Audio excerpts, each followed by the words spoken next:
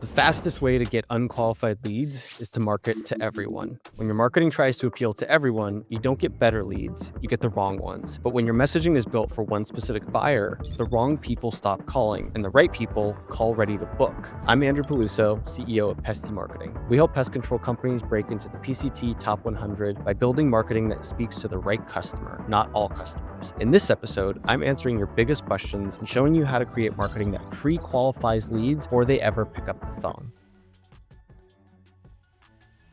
Okay, so today what we're going to do is we're going to go through some questions that pest control owners have submitted to us on our Instagram. We put up an Instagram sticker the other day. If you missed it, definitely go follow us over there, Pesty Marketing. And they all have to do with getting qualified leads in the door, how to attract them, all that good stuff. So the first question is, what's the first step a pest control company should take to start getting better leads online? So marketing effectively starts with understanding your customer. And even more specifically, it's about understanding your ideal customer. A very common mistake in pest control industry, and this is really all small businesses, is that they never end up with much data, or at least the data is not organized in a way where you understand who your ideal customer is. You might know, generally speaking, that people who buy pest control are homeowners. They have a household income of $75,000 or up, and they have a pulse.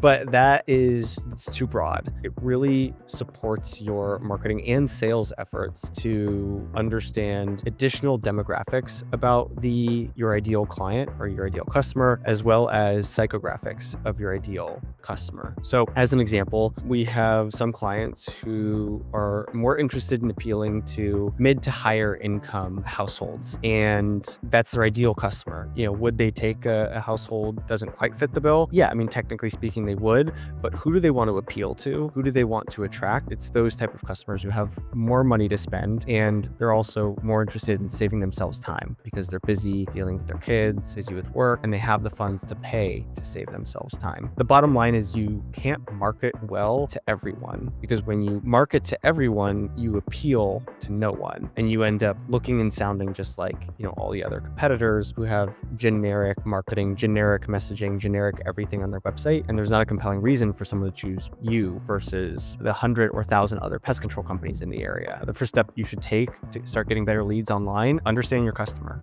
The second question is, can you break down the idea of psychographics and how that affects lead quality? Yeah, so psychographics is about values, behaviors, and priorities. It's understanding the way that your ideal customer thinks. Demographics are usually where people start, and those are good data points to have, but there's underlying psychology to what is important to your ideal customer. I sort of just started alluding to it in answering the last question regarding households with higher income and the importance to them of saving time and the importance of convenience, and then a willingness to pay to save time and for convenience. On the opposite end of the spectrum, if you want to provide a service that's affordable, those customers are not really willing to pay money to save them time. They're more interested in saving money, right? And making all the dollars that they do spend go further. They have different priorities, right? And so your marketing, your messaging, everything that comes through should lend itself to, understanding the psychographics. Another way you could think about the psychographics, which you could base off of demographic data point, which is like, do they have a dog, right? Do they have a pet? And then thinking through, okay, what are the psychographics? What are the values, behaviors, and priorities of someone with a pet? Well, when the pest control technician comes by, they need to be able to bring that pet inside. They care about their pet's health and safety. That pet is probably not a pet so much as it is like a family member. Idea of psychographics, I think that breaks it down pretty well.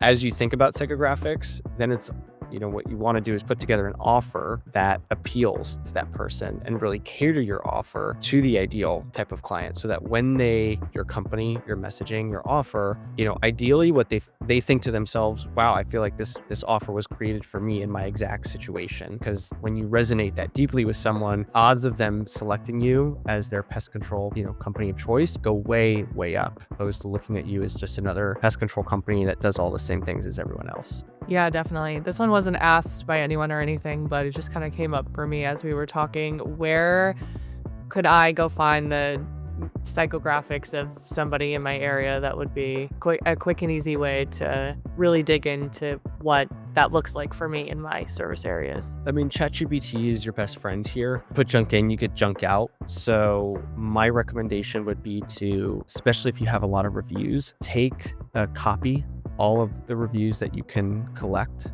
Either just go to your Google business profile, open up the reviews, and just literally scan, copy, and paste all of them. Or if you're a little more advanced, you could find, there are free scraping tools out there where you could actually scrape all of the reviews, especially if you have multiple profiles. And then with those reviews, you can plug them into ChatGPT and say, hey, here are reviews from my customers. You might even include all reviews. It doesn't have to be just 5-star, it can also be 1-star. Based on these reviews, help me understand the psychographics of my customer. What is the psychographic of customers who are the most happy with me, the ones who are the least happy with our service? Yeah, we also have a buyer persona GPT that I think it's worth sharing with everyone. The buyer persona GPT it has in its knowledge base, basically all the things that you would need to break out the different components of a buyer, including some of the psychographics. So you can actually take that list of of reviews, copy and paste it into the GPT and say, here are reviews of my company, create buyer personas or tell me what the psychographics of these people. That would, without overcomplicating it, that would be where I would start. If you have call recordings, those transcripts are gold, especially if you have call recordings and then you have calls from sales qualified leads, and you can download the transcripts from those calls, from those sales qualified lead calls. Then you can use the buyer persona GPT and say, hey, here's a list of transcripts from calls over the last several months of sales qualified leads. Help me understand the psychographics of the qualified leads who are calling in. That would be even juicier data, right? So if you have call tracking metrics or call rail, there's a ton of them out there, but that would be, if you wanted to take this to the next level, the way to go. Yeah, definitely. Yeah, I love that addition. What are some signals in your messaging or branding that attracts quality leads? So it depends on your ideal customer profile, right? Going back to the example we were using earlier of premium versus affordable, the signals in your messaging or branding that would attract quality leads if you're going for a more premium price point and clientele with higher socioeconomic status, what would attract them is language that appeals to saving them time and convenience. And, if you double click on that, what does that look like in practice? It could mean that you have a customer service line for people who are willing to pay for like a premium tier of your service that is dedicated to them, so that when they call in, they don't have to wait on hold with, any customers who are calling in. They actually get fast tracked to your team to save them time. Another way to appeal to these types of people would be having an app where they can cancel or reschedule their service, so that wherever they are, they don't have to call in, they don't have to email you guys, they don't have to coordinate it. They just do it all through the application. On the other end of the spectrum, if you're trying to appeal to people who are looking for affordability, then your service and your offering can match what that person values, right? So you don't need the fancy stuff, you don't need the bells and whistles, you don't need innovative technology. You want a website, frankly, that kind of probably looks like a mom and pop shop, and it doesn't look like you're spending a bunch of money on fancy anything. Really, you want to look affordable, and you can look affordable and professional at the same time, right? It's kind of like Walmart is professional, but they're also no frills, and they're known for being an affordable option appealing to the masses, but they also have a really strong brand. Whereas with Apple, they have a much more premium brand, premium experience, and both can work while still also being very profitable and professional. So the no frills pest control for the price conscious, basically just keep things basic. I think that's probably the simplest way to put it. And also as part of that, there are trade-offs that people are going to be willing to take with something that's more affordable. Like, with a higher price point, you're willing to, cut down the window for when you'll show up to actually do the service to 2 hours. Whereas if you're leaning into the more affordable direction, then the trade-off is flexibility for you. So you might have a 4-hour window for when you could show up and do the pest control service. And then I'm sort of keep saying this or dancing around it, but like your price point should reflect your expectation and what the ideal client profile is looking for.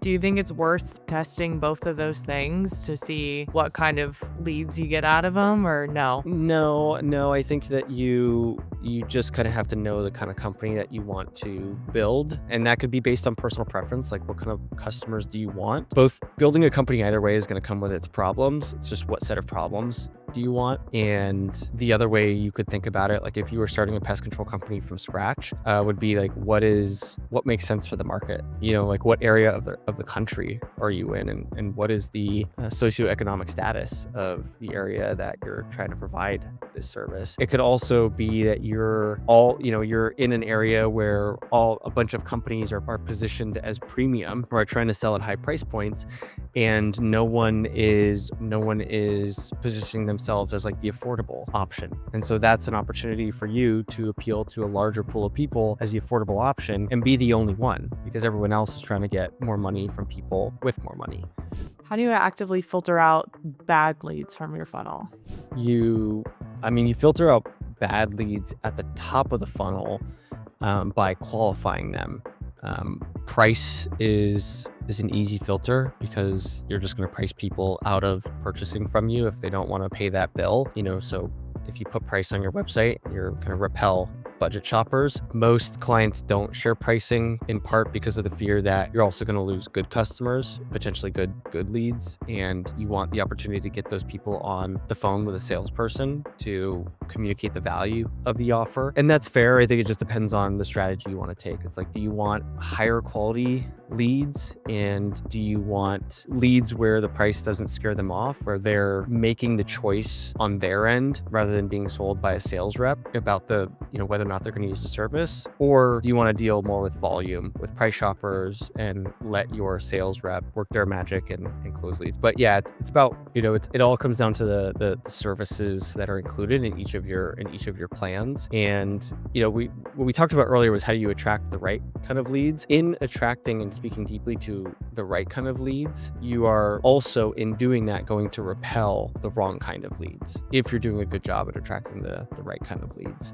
Yeah, so language, messaging, design. For example, if you really don't want bed bug jobs, like maybe you do them for current customers, but it's not a service you really want to sell to new customers for whatever reason. You could even just explicitly state on your website, we don't do bed bug jobs for new customers, right? Basically boldly saying what you do and don't do, who you are and are not for, and being okay with the repercussions of that, because you're going to build a business that has your ideal customers, and it should make marketing to those people and selling them much easier. It should also make servicing them much easier, because when you have more of the same type of customer, you're going to get the same types of problems. Whereas the more broad your customer base, you're going to end up with different kinds of problems that you have to address. And there's a real cost to having a diversity of customers.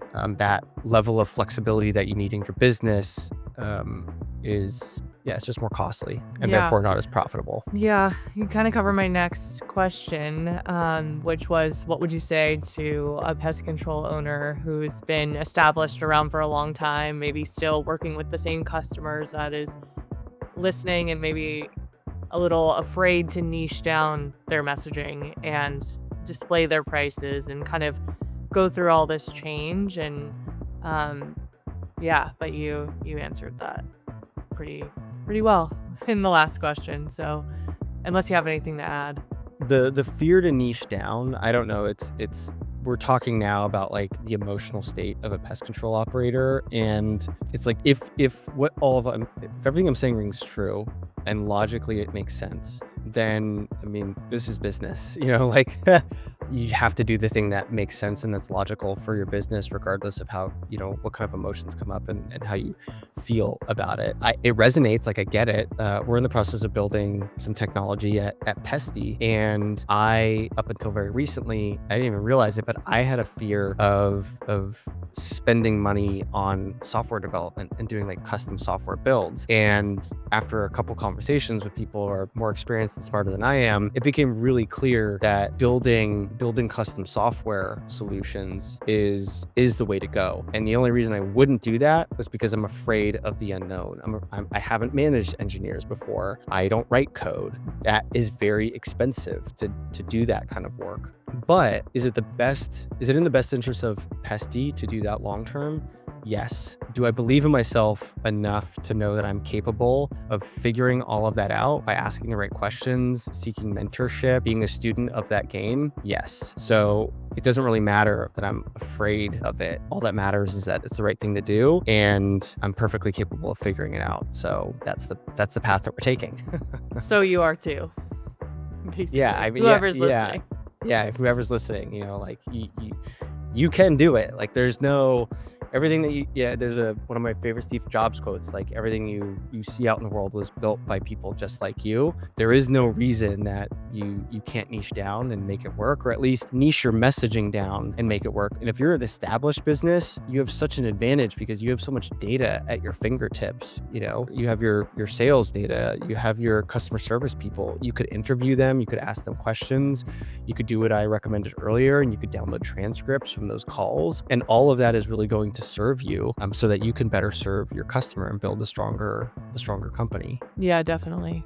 Next question. How does website design impact who you attract? So when it comes to the creative as well as copywriting, which is also a component of creative, copywriting has an outsized effect on how well your website works. So website design, if we're thinking of that as an all-encompassing term, including copywriting on your website, that matters more in terms of the impact of who you're going to attract. The words, like people think in words, right? People don't think in UX. People don't think in shapes and color. We see that way, but humans operate with language.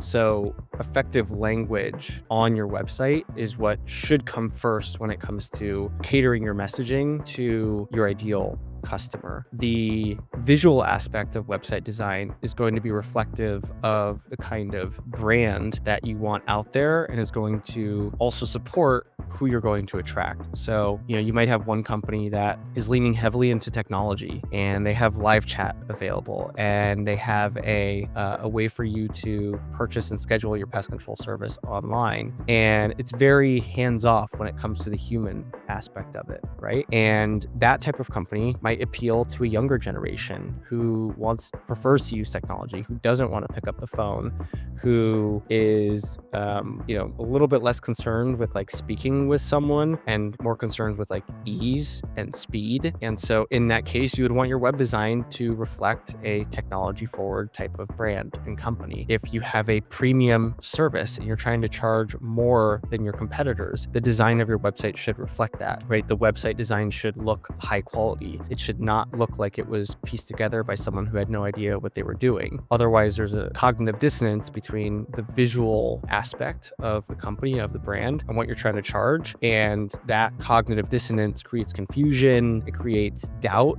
which is going to hurt your conversion rate, and you're going to struggle attracting the kind of leads that you want. Similarly, with someone who's seeking an affordable service, you don't necessarily want your website to look really fancy and modern and expensive. That you would want it to reflect, it can still look professional, but you want it to reflect a more affordable service. It could even look a little bit outdated, because all those things can be true, and it can still be easy to use, and it can still be fast, and it can still be clear and professional. So appealing to someone who's more seeking affordability doesn't mean that it has to be bad. It just means that you want the visual aspect of it, the visual language, to reflect the type of customer you're trying to attract. Similarly, with the kind of photos that you use, right? Are you trying to appeal to higher household income, bigger house, 2-story house, suburban neighborhood, or are you trying to appeal to people in the city, right? Or more rural and closer to downtown, where things are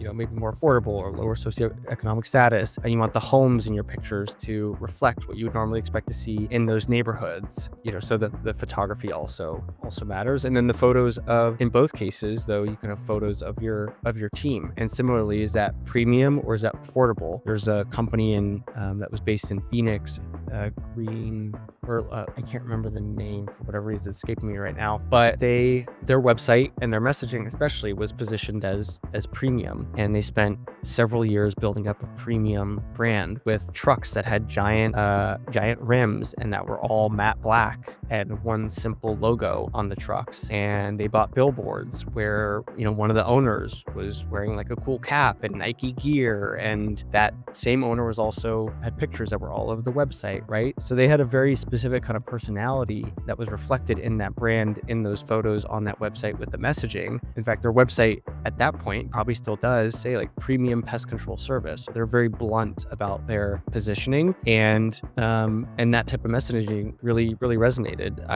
My understanding is that company was sold for nearly $100 million when they did go sell in the last couple of years. Right. So yeah, the website, the design, the messaging, all of that should reflect the ideal customer that you want. Yeah, cool. Okay. What's one thing a PCO could do this week to start attracting better leads? Yeah, one thing a PCO could do this week, I would absolutely start with the customer research. If you have call transcripts, and especially if you have call transcripts that are tagged with whether or not they were a qualified lead, take the call transcripts of those who are a qualified lead and run them through the buyer persona GPT that we'll share with you. And then on the other end of the spectrum, you could also take the leads that are unqualified, and you could also ask, what are the psychographics of the leads who are not qualified? And then you can use that to deflect or filter out those types of people on your website, while doubling down on the type of customers who are qualified and who you do want as customers. But that research, understanding your customer, is fundamental to being able to do really good marketing.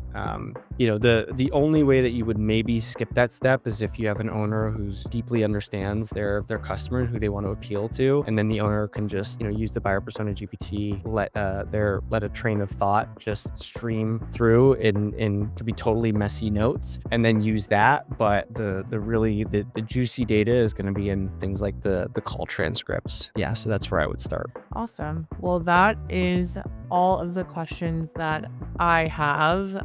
If you did want a question answered, you can go ahead and you can leave it in the comments on this episode, and we will make an episode and we will get to them. So definitely leave something in the comments and let us know if you have any questions about this topic, about anything else, marketing, branding, anything. If you want smarter pest control growth, not just more of the same, make sure you hit subscribe. And if you've got a question about leads, marketing, or scaling your pest control company, drop it in the comments. We'll not only answer it, we'll do it better.